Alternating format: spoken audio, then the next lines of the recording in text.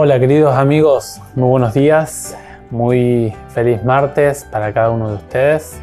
Queremos agradecerles por acompañarnos en esta ocasión estudiando el capítulo número 8 del libro del profeta Daniel. Vamos a orar y vamos a dar inicio.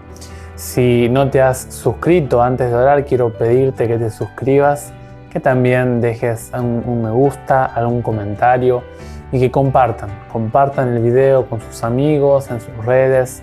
Son estudios un poquito quizás más pesados, pero con gusto lo hacemos para que podamos estudiar un poquito más de la Biblia. Así que vamos a orar y vamos a iniciar.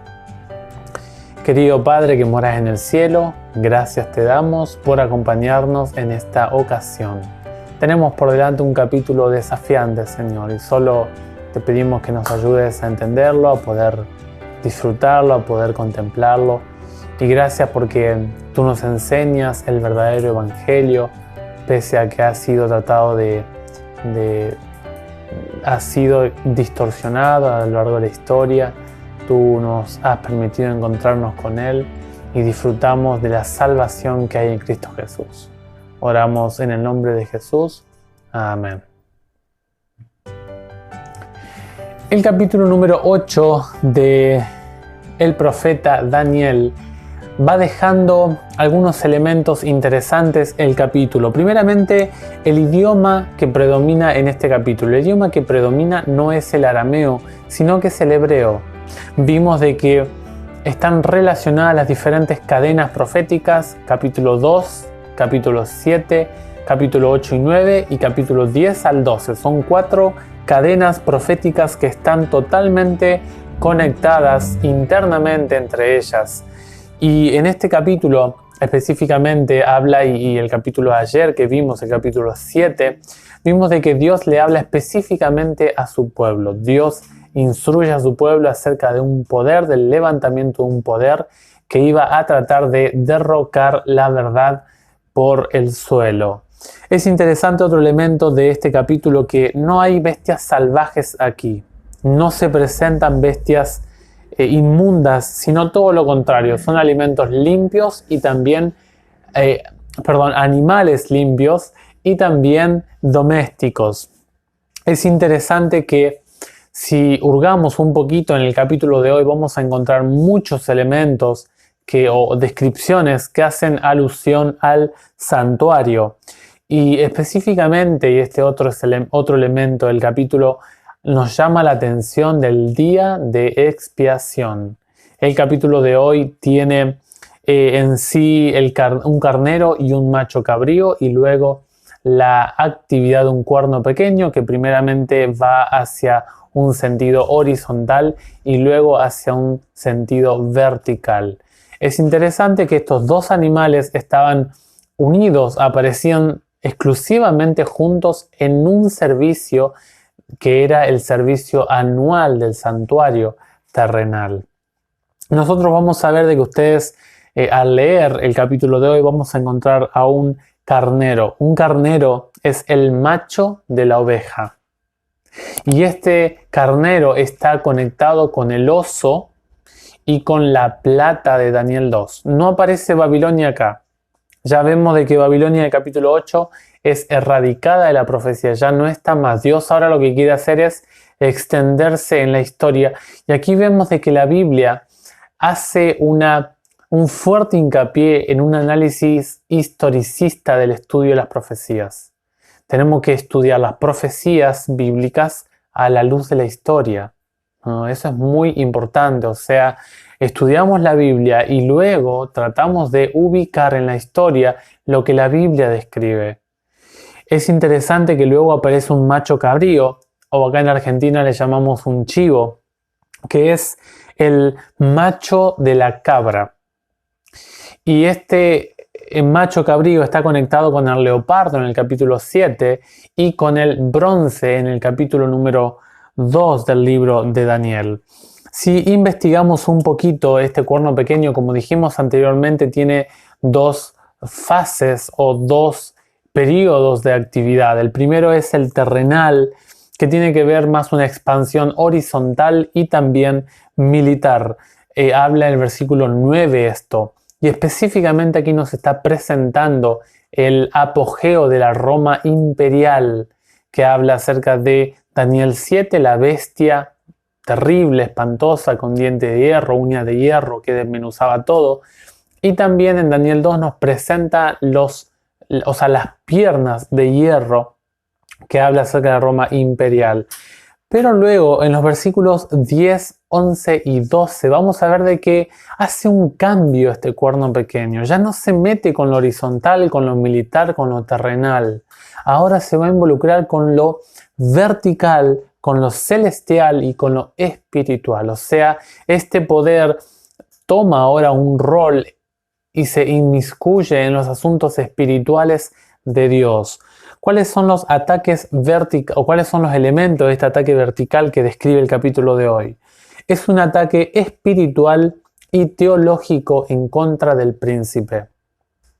También el príncipe es un personaje mesiánico. Es identificado en otras porciones de Daniel como Miguel, el que defiende a su pueblo aquí en la tierra. Y obviamente que es Cristo. Y el tercer elemento, y luego hay un cuarto más. El tercer elemento dice que este poder quiso eliminar el continuo y también echar abajo el santuario. ¿Qué significa esto de eliminar el continuo, echar abajo la verdad, pisotear el santuario de Dios? Esto significa de que quita un sistema verdadero de adoración, organizado, estructurado y establecido por el Dios del cielo, y ahora este poder implanta uno falso, uno novedoso, uno terrenal y uno que es orientado hacia el ser humano y es impulsado por el diablo mismo. Y es interesante que algunos de estos elementos, de los elementos que abarca este sistema falso de adoración que va a echar por tierra el continuo, y es interesante que el original no dice sacrificio, porque el continuo habla de muchos elementos del santuario, ¿sí? Vamos a ver que algunos elementos son la confesión auricular, también el sacrificio de la misa cada semana, el culto a los santos. Hay un desfasaje del fundamento bíblico con respecto al bautismo, ya sea el cómo y también el cuándo. Y finalmente está, por ejemplo, la oración o la oración cambiada por el rezo. Y hay muchas más. Es infinita su doctrina, pero el paquete más importante, más terrible de este poder es que enseña acerca de un infierno eterno, de una destrucción eterna que no va a tener nunca un final. Esta es la herejía que demacra, que lastima el carácter de Dios. Estos versículos 1 al 12 es lo que específicamente Daniel ve todo lo que es en sí la Jasón. Pero ahora vamos a ver que en los versículos 13 y 14 el profeta escucha. El profeta escucha, es la Maré. Dice: entonces oí a un santo que hablaba con otro santo, y entre ellos se hacen una pregunta: ¿hasta cuándo? ¿Hasta cuándo se verá el sacrificio perpetuo sufrido, el sacrificio perpetuo suprimido, la iniquidad desoladora instalada, el lugar santo y el ejército pisoteados? ¿Hasta cuándo va a ser el pueblo de Dios pisoteado, el santuario de Dios, el príncipe atacado? ¿Dios no hará nada al respecto? ¿Dios no va a llevar a juicio a este poder? Dice, él respondió en el versículo 14, hasta que pasen 2300 tardes y mañanas, entonces el lugar santo será reivindicado. El versículo 13 dice, ¿hasta cuándo se verá? Esa palabra visión, jasón, es toda la visión completa, desde que inicia en Medo y Persia hasta que culmina con la caída de este poder del cuerno pequeño y el juicio de Dios que iba a iniciar después de estos 2300 días.